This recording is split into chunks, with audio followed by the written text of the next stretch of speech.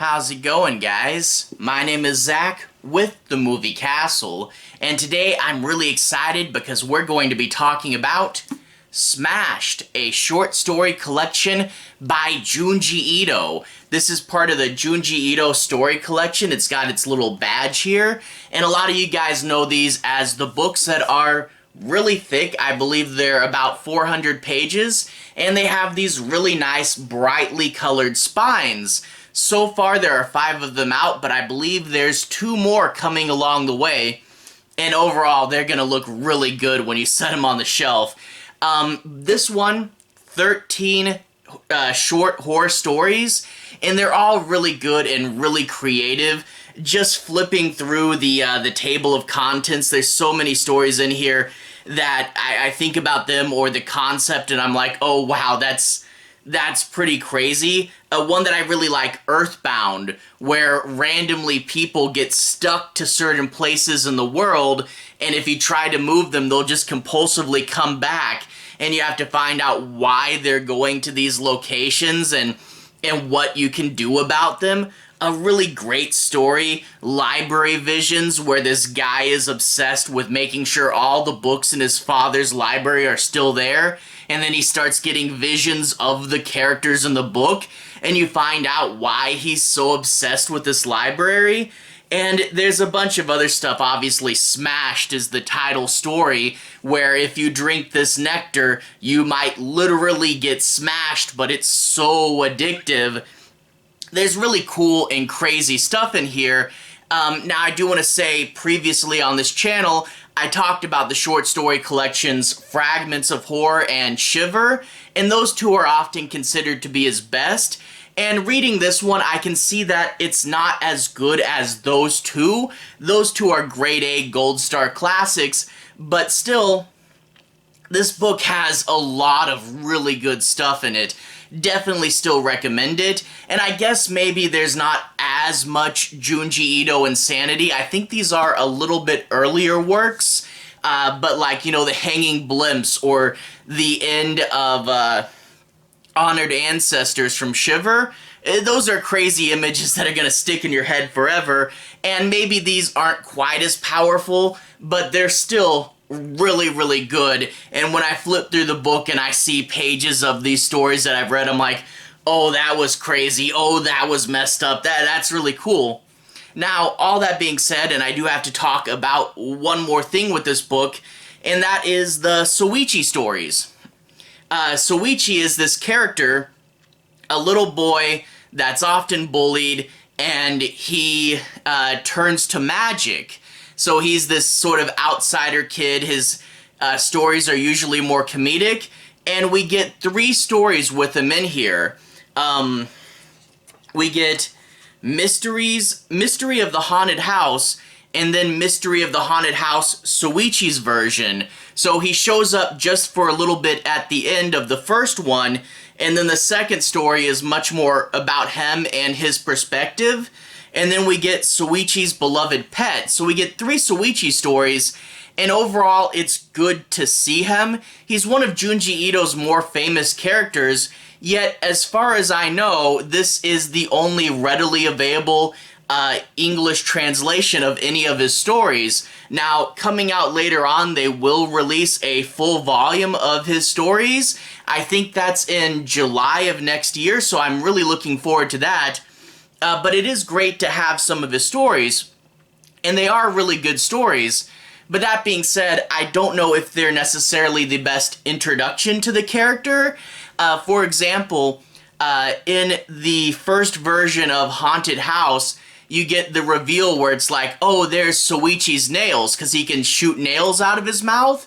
And not having been exposed to that character before, we don't quite get the dramatic reveal like, oh, hey, I know those nails. You know, so it's not necessarily the best introduction to him, and plus the 2 Haunted House stories, you can tell that they're supposed to be later on in the Soichi series. They definitely feel like stories that should come near the end of his run, but we're exposed to them right at the beginning, and in turn we don't necessarily get the best weight for the characters and what's going on here. They are really good stories. I just don't know if they're the best introduction. Now, the one after that, Soichis Beloved Pet, again, another really cool story with some cool visuals. A haunted cat this time around, and I know that Junji Ito also did a Cat Diary, so if you guys like that, another Junji Ito haunted cat story.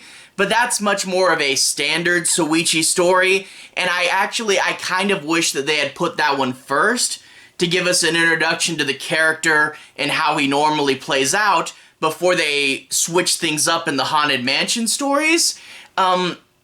Overall, though, a good character. I just don't know if this is how I would show people the character the first time around.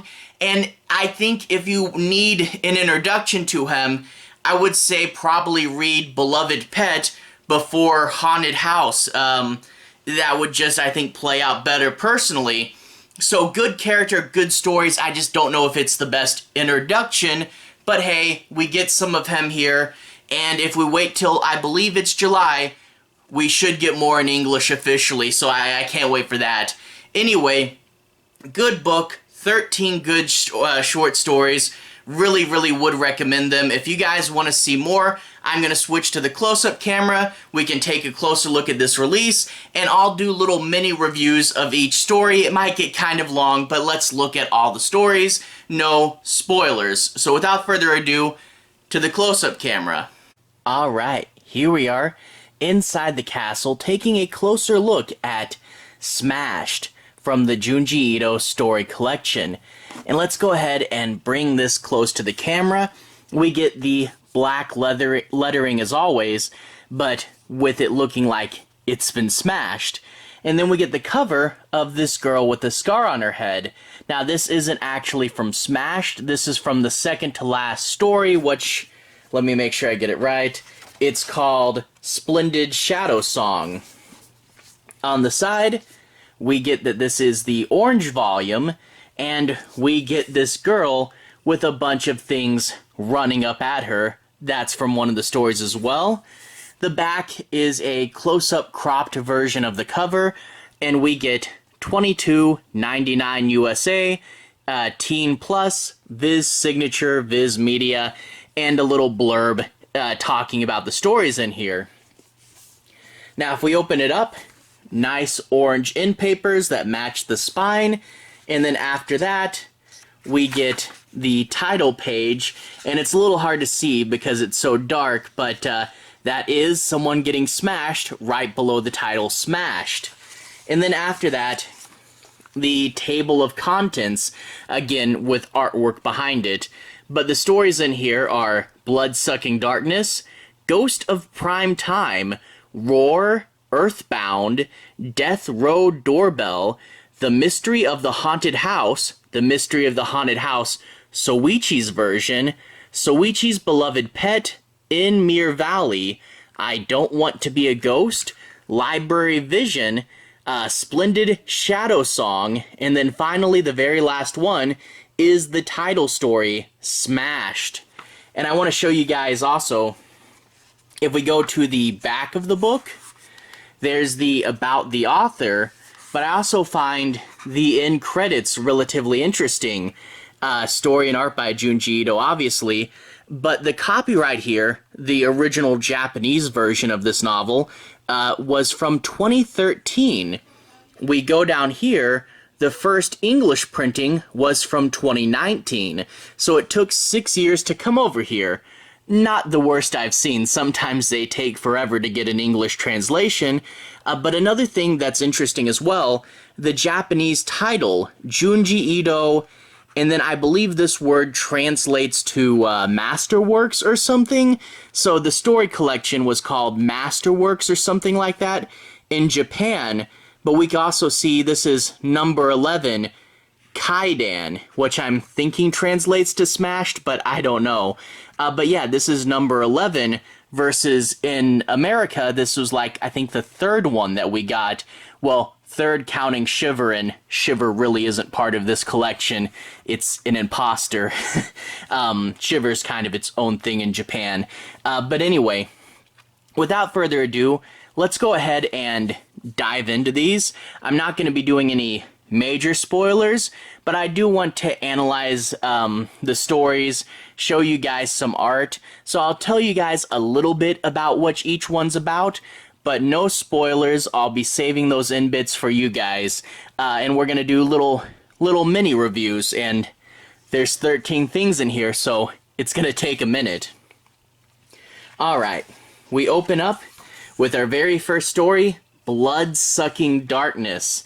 And we get this cover with the bats and them looming down over our protagonist.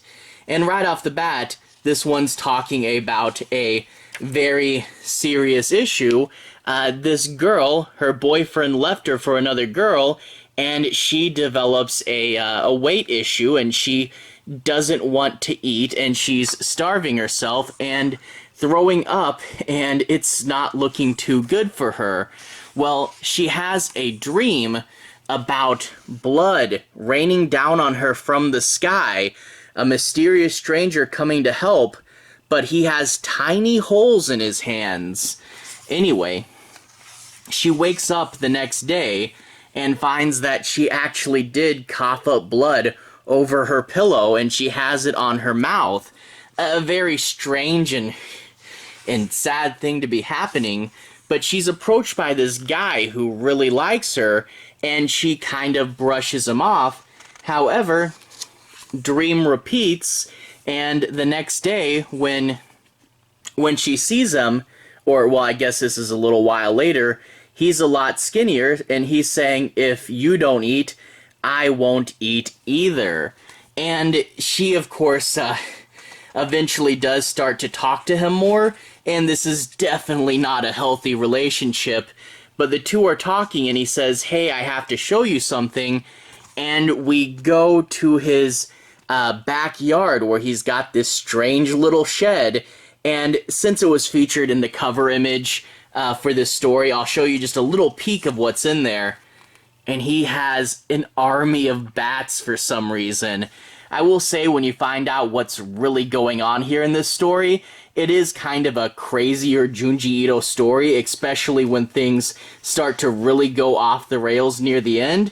But hey, it's a classic bat story, and personally, I really like bats. I always thought they were kind of cute, and so maybe they're not the most terrifying thing for me, but you get the creepy dream world, you get the flawed relationship between the main characters, and then you get the bats with a crazy over-the-top Junji Ito story attached to them. Overall, not the best, but still really fun. And then after that, we get Ghost of Prime Time with this guy, and there are these two female comedians on TV, and we get to find out a little bit about him.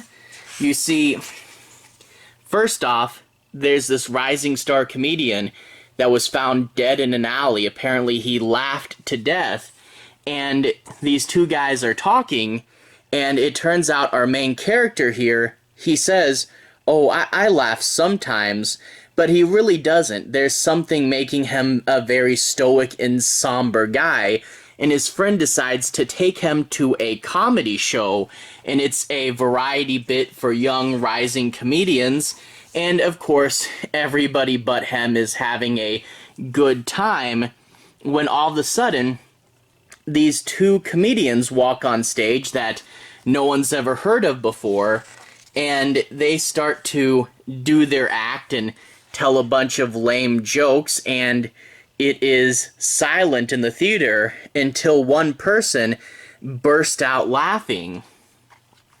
And all of a sudden, you have an act that wasn't funny, and now the whole theater's erupting in laughter, and our main character is the only one who isn't, and he gets his friend out of there, and yeah, has to drag him out of the theater because everyone's really loving the performance.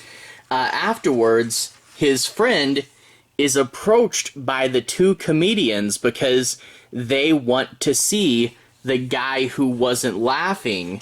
And of course, when the two of them show up, he's gonna get scared because our main character actually knows what they're doing.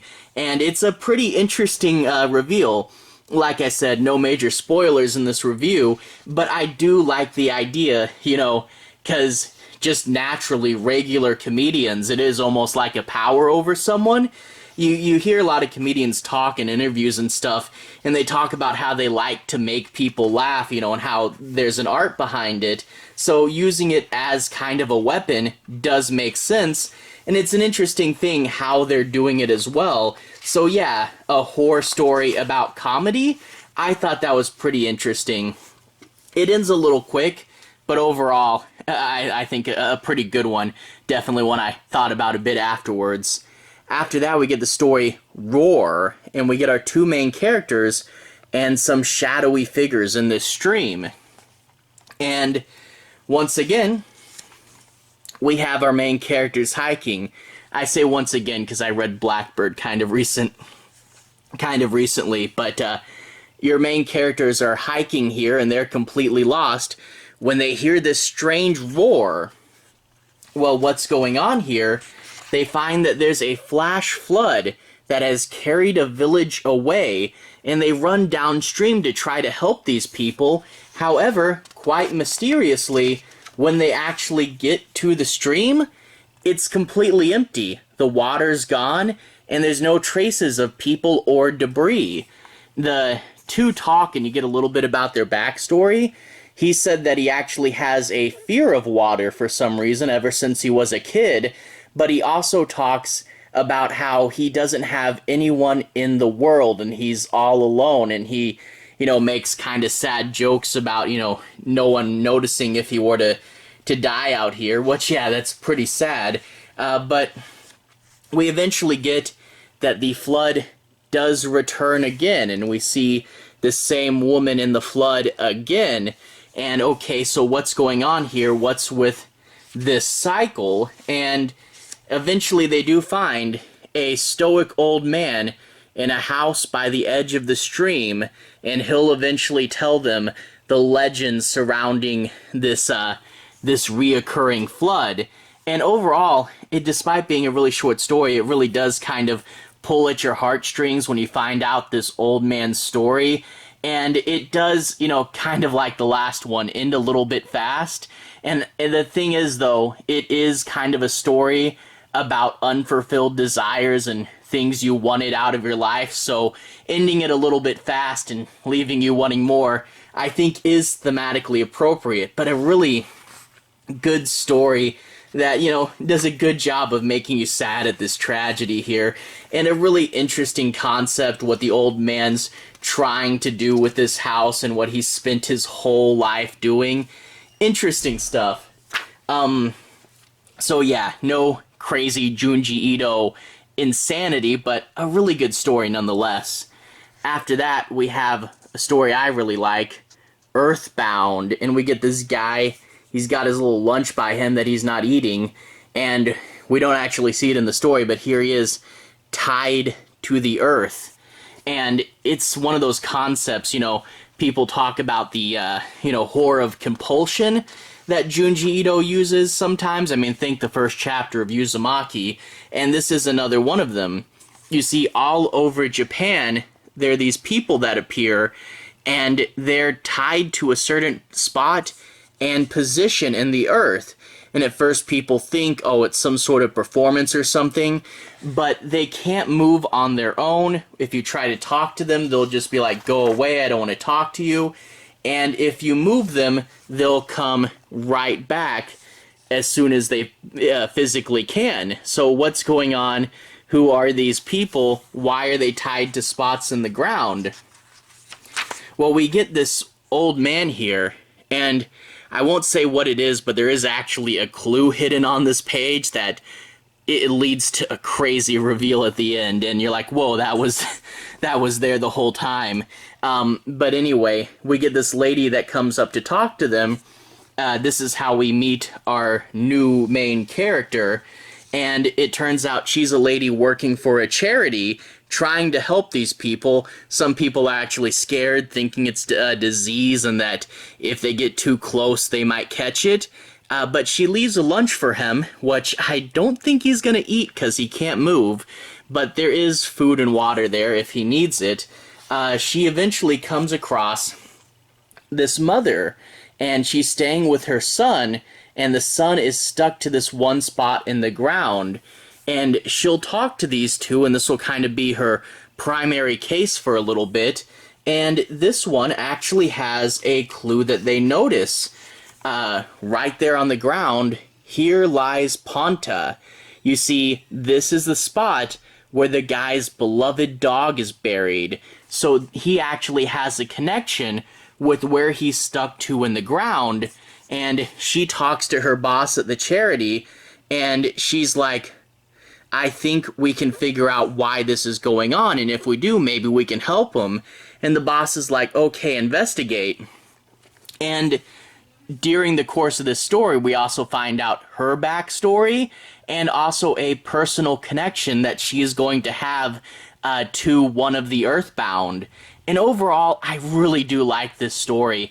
You know, the compulsion, being stuck in one place, people not knowing what's going on, but there is not necessarily an explanation as to how the magic is happening, but there is a rule to why it's happening to certain people, and figuring that out leads to some pretty good reveals. And overall, this is, I think, one of my favorite stories in the batch. Just a really cool thing, you know, and ends on a... I won't spoil the ending, but once you figure out what's going on, there's this flash that shows a bunch of the reasons why they're stuck in different places, and boy, is there some dark stuff in there, and it ends on a visual that, you know, almost feels kind of, I don't know, Romero-esque maybe, but overall I really do like it. Anyway, after that, we're going to move on to a story called Death Row Doorbell, and we get these two siblings and this mysterious shadow figure ringing their doorbell. Well, who is he? We'll get to that in a second. We see they get a mysterious phone call, and it's this prisoner saying he wants them to forgive him, and they're terrified. However, he shows up at the door, even though he should be in prison, and he gets in even though the door should be locked, and there he is, classic creepy Junji Ito guy staring at you, saying, please, please forgive me, and then when they don't, burning up and disappearing. Well, who is he? What's going on? It's this pretty crazy story. You see, they were a normal family of 5, a mom, a dad, and 3 kids, when all of a sudden, this biker gang comes up and starts harassing them, and quite quickly, it turns into essentially The Hills Have Eyes. The youngest daughter manages to get away, and she's the only one that's unharmed. The older brother survives, but he's severely beaten up and even missing an eye, and the mom's in a coma. The dad and the younger brother are both dead, and here we are at the lead gang member's trial. They're both dressed in black, and she's holding up a picture of the deceased, and there's the gang member there, and he sends them a bunch of notes. Please forgive me, but they say it's just a ploy because he's facing the death penalty.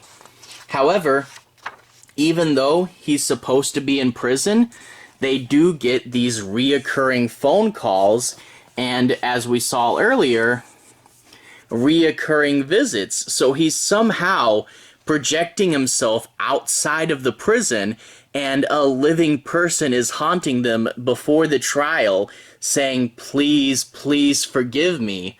And overall, you want to talk about the meaning of haunted, even though this is an abnormal version of a ghost, this reoccurring thing, touching on this tragic story over and over and driving these characters to madness and putting them in a really dark place. This is a really haunting Junji Ito story. Really good, really dark. Really do like that one as well. After that, the beginning of the 3 stories I talked about earlier, and this is The Mystery of the Haunted House. And we get the haunted house there. I love this poster. Cool off in the summer heat. And then our 2 main characters, the one on the right I feel looks a little bit like Bobby Hill. Anyway, after that, we get this advertising band, which I guess is a thing in Japan, a little band that will go through the streets and play music and advertise stuff for you. This guy, the owner of the haunted house, hands out some flyers, and they go to it. It's on the edge of town in an old abandoned building, and people complain that the price is too high. Well, the owner says, how about you go in and I'll not only refund you, but close down my entire shop if it really isn't scary and worth the price. We get the board up there. I wish I knew about economics to say how overpriced that is, but who knows. But anyway, of course it really does scare him, and he runs out of there terrified, and even actually will get the police called on them. Anyway, that of course makes it an enigma to the kids who can't afford it, and they decide to sneak there in the middle of the night and break into the haunted house in the middle of the night. Such a good concept there. I mean, haunted houses are so cool anyway, but sneaking into one in the middle of the night, that's just a fun story. The owner does find them and says, hey kids, I'll let you in for free. Go ahead. Go into my haunted house. And I won't spoil too much after what happens there, but they go in, there's a bunch of papier-mâché stuff, and eventually they do find a series of characters which will explain the mysterious story surrounding the haunted house. Really, really good stuff. But like I said, this is the first of a two-parter. Eventually we will meet the Soichi character at the end of this, and that's why we get, after that, the Mysteries of the Haunted House Soichi's version, and there's that little character there that everybody really loves. But in part 2 of this story, we get this girl, and she's like Soichi's cousin or something, and apparently 15 years ago, the family went missing. So yeah, you're unfamiliar with Soichi, well guess what? This one takes place way in the future. Really weird place to introduce an American audience to him. But we get this inn, and she's staying there, and she's calling her brother and is like, yeah, it's been a while, but we really do have to find them. Later on at the inn, there's a rambunctious child, and the rambunctious child actually spits out a nail, just like Soichi does. So yeah, you know how I said that nail reveal thing, but if you've not read Soichi comics before, it is a little bit lost on you.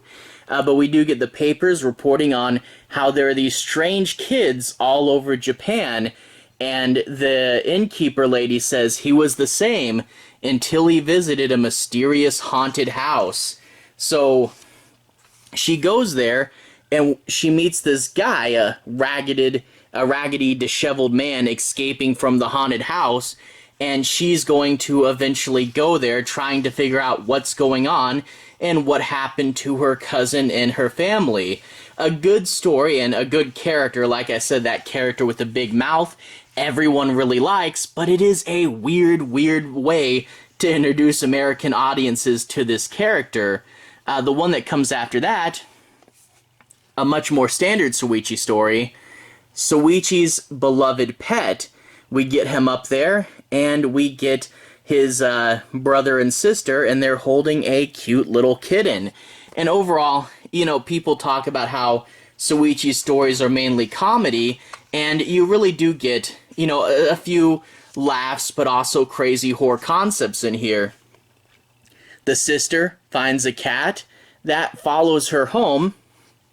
The parents let her keep it, and they're all happy. I love them holding the cat over her head. Yay, hooray!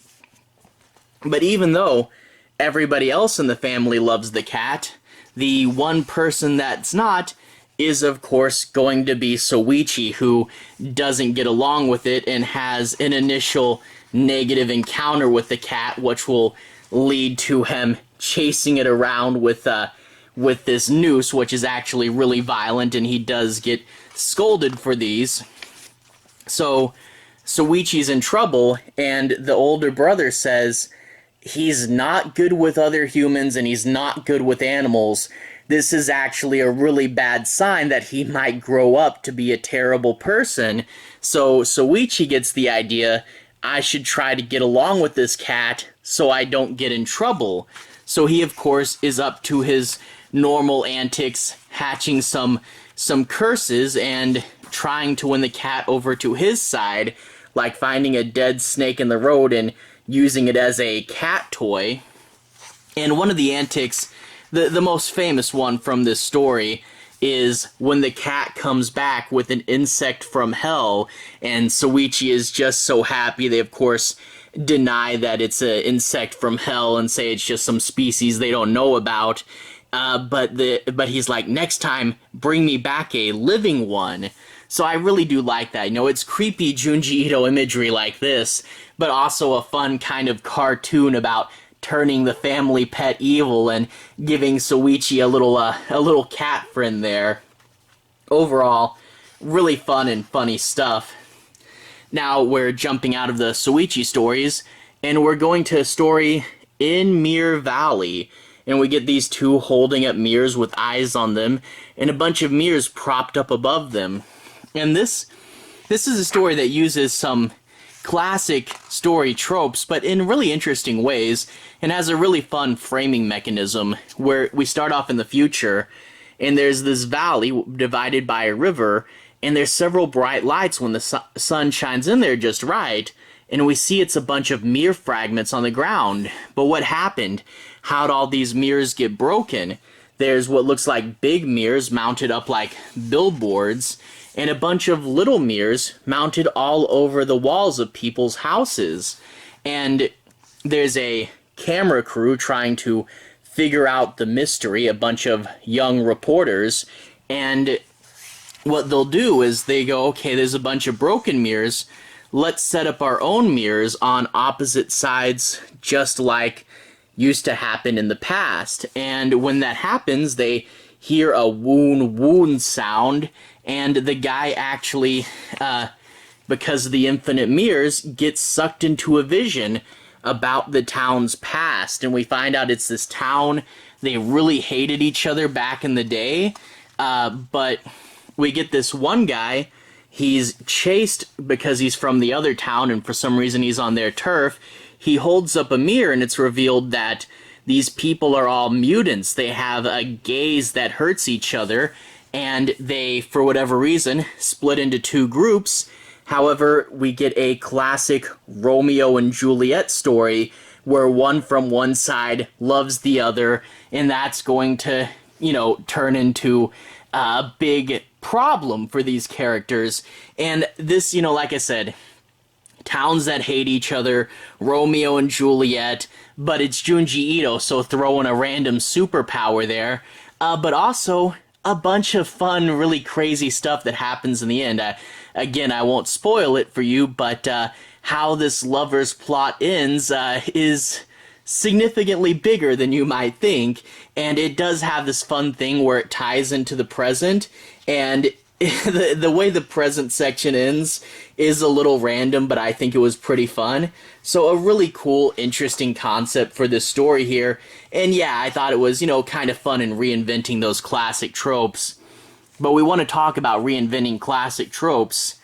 Our next story, I Don't Want to Be a Ghost. And we get her there with ghost and then blood on her face.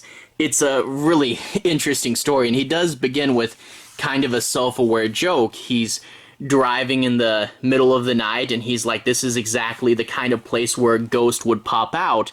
The classic woman in white story. And of course, woman in white is literally on the road, just like he was joking about. He goes out to find her, and he can actually touch her. But when he turns her around, he does get the jump scare of all this blood on her face. And he goes, what, a ghost? But this ghost doesn't disappear when he puts her in the back seat. He actually managed to get her to a hospital, and the doctor says she's fine. None of that was her blood. Well, she shows up a little later and explains it away. I was working on a horror movie with my friends and they all left me and I was in a state of shock. And he's, of course, married to this other woman, but this beautiful woman who he found in the woods will give him her phone number, and the two will begin an affair. And he says, "Why do you like me? I mean, I like you because you're a beautiful young woman." And she goes, "I like you because you have lots of guardian spirits watching over you."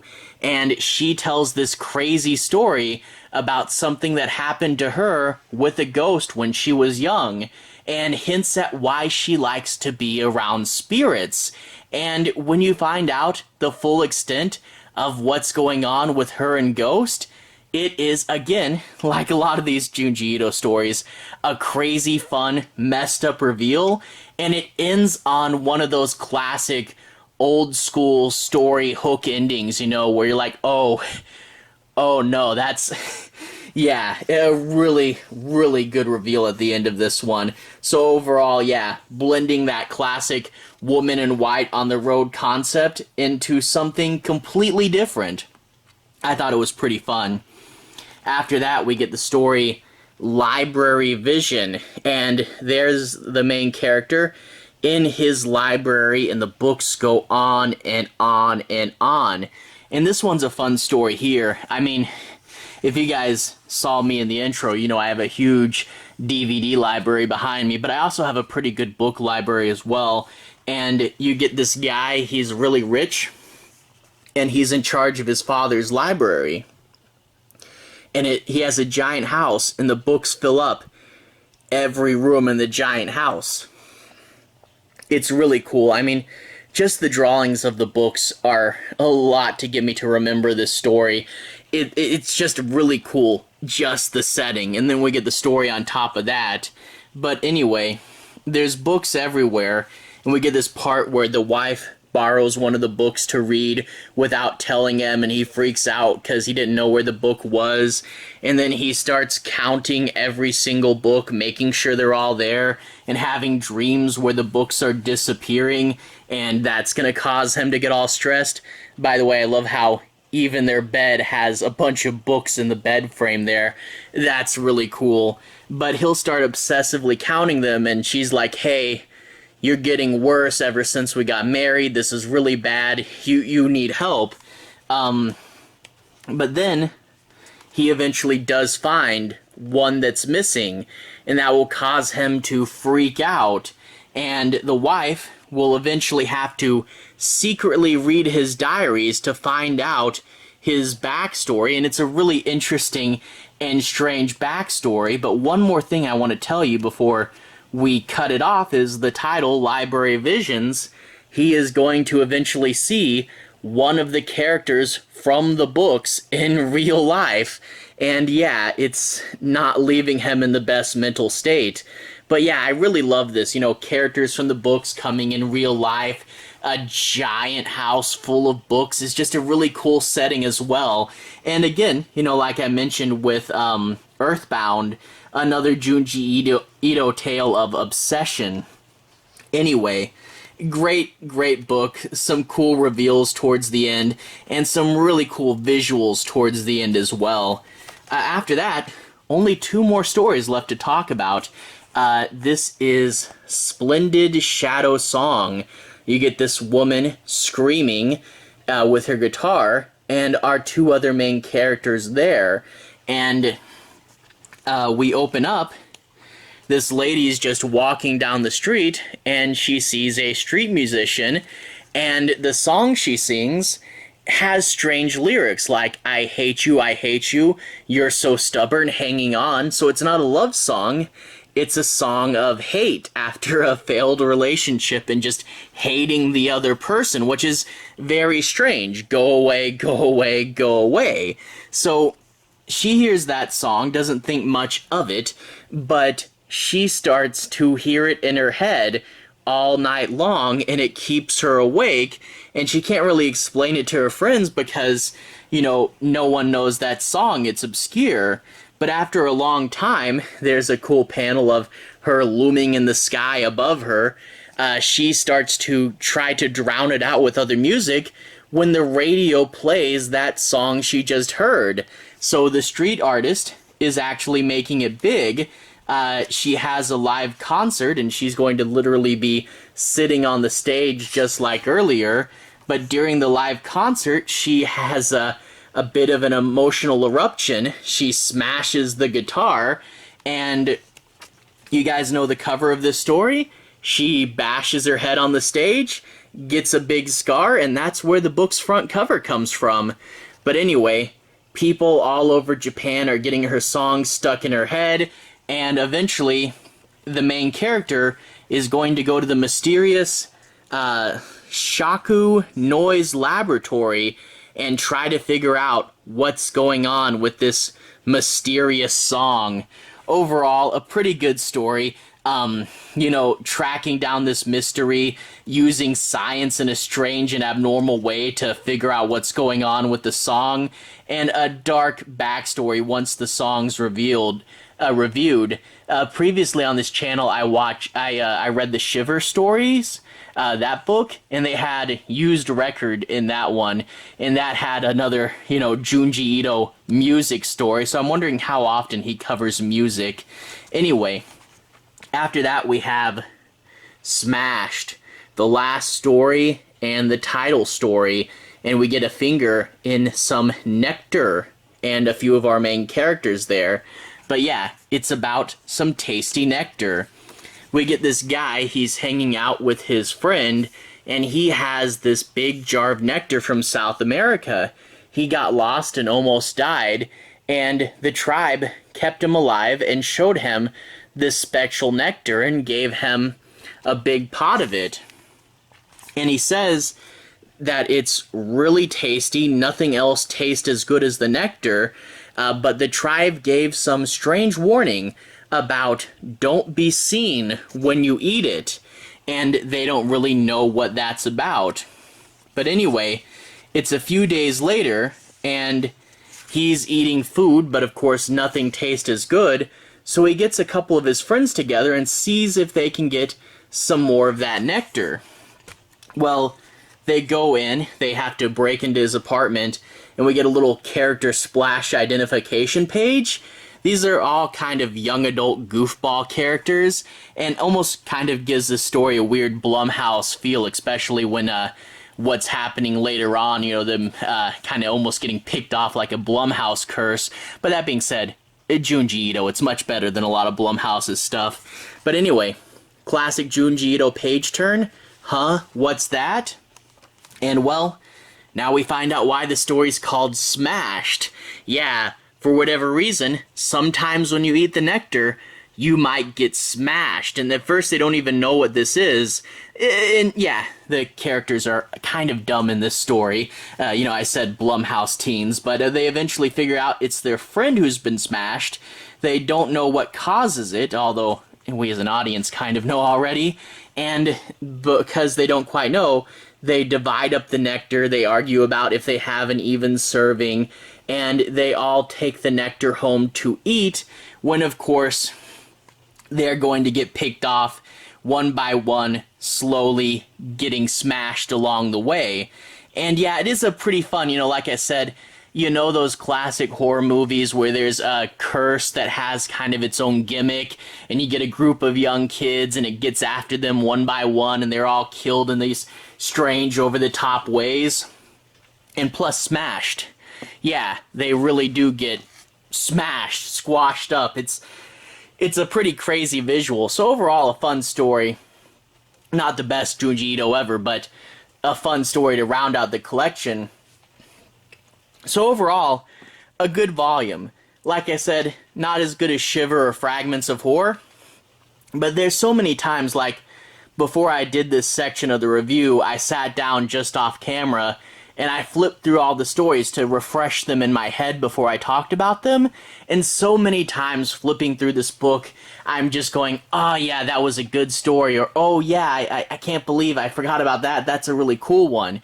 So yeah, tons of cool, crazy stuff, Nothing that sticks out in your head as much as Honored Ancestors or Hanging Blimps, but lots of really cool stories with really, really cool moments, and so much that I'm just like, that was...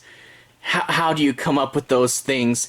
And also, it's right now the only English language officially released Soichi stuff that you can go out to the store and buy, so cool for Soichi as well. Can't wait to see, he's gonna get his own volume of this, can't wait to read more of his stuff and see what his series is up to. Anyway, to everyone who's watched so far, thank you for watching. To everyone who's liked and subscribed, thank you. You really are helping the channel out. I'll leave a relevant playlist on the bottom. This should be my Junji Ito playlist. I've reviewed Uzumaki, Shiver, Fragments of Horror, The Liminal Zone, which is a new one, and I hope to get to more really, really soon. Anyway, have a good day. I'll see you guys again very, very soon. Junji Ito playlist on the bottom. Have a good day now.